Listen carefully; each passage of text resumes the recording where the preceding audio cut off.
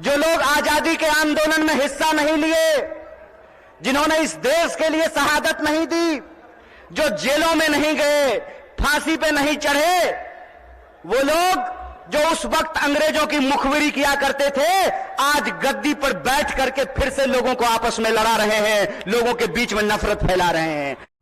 बिहार में राजनीतिक उलटफेर के बीच सीमांचल की एक सभा को संबोधित करते हुए युवा लीडर कन्हैया कुमार ने आज सीएम नीतीश कुमार और केंद्र सरकार पर जमकर निशाना साधा।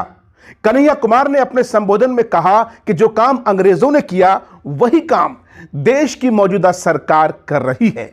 जिस प्रकार अंग्रेजों ने हमें धर्म और जात पात के आधार पर बांटने की कोशिश की, हमारी एकता को और अखंडता को तोड़ना चाहा, वही काम आज हो रहा है। जिस तरीके से नफरत का माहौल पैदा किया गया है, यही साजिश किसी जमाने में अंग्रेज किया करते थे। हिंदू मुसलमान करवाते थे, मंदिर मस्जिद करवाते थे और फूट डाल करके हमारे ऊपर 200 साल तक राज किया था। सीएम नीतीश को लेकर उन्होंने स्पष्ट रूप से कह दिया कि कौन आया कौन गया यह महत्वपूर्ण नहीं है, महत्वपूर्ण यह है कि बिहार की आम जनता के हक के लिए कौन खड़ा है, कौन लड़ रहा है।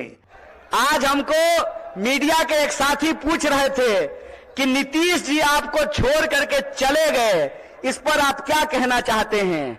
हम बोले सुनिए, कौन आया कौन गया यह महत्वपूर्ण नहीं है, महत्वपूर्ण यह है कि बिहार के जो 14 करोड़ लोग हैं उनका जो हक और अधिकार है, रोजी रोटी कपड़ा मकान का सवाल है, अपने खून के आखिरी कतरे तक उसके लिए संघर्ष करेंगे। यह हमारा कमिटमेंट है, यह हमारा संकल्प है। कन्हैया कुमार ने केंद्र सरकार के अग्निवीर स्कीम पर भी प्रहार किया और युवाओं के रोजगार का मुद्दा उठाया।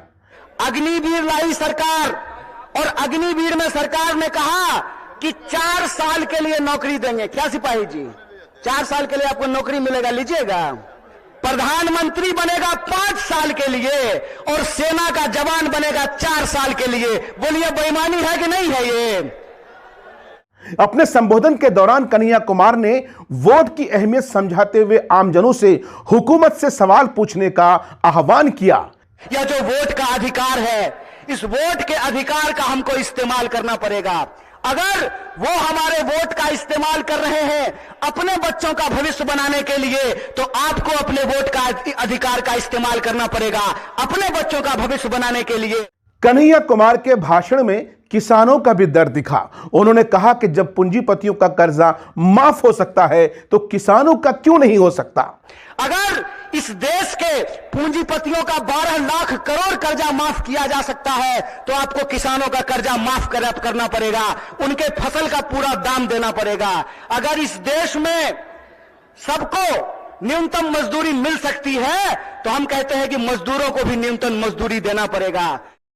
जो लोग आजादी के आंदोलन में हिस्सा नहीं लिए, जिन्होंने इस देश के लिए शहादत नहीं दी, जो जेलों में नहीं गए, फांसी पे नहीं चढ़े, वो लोग जो उस वक्त अंग्रेजों की मुखबिरी किया करते थे, आज गद्दी पर बैठ करके फिर से लोगों को आपस में लड़ा रहे हैं, लोगों के बीच में नफरत फैला रहे हैं।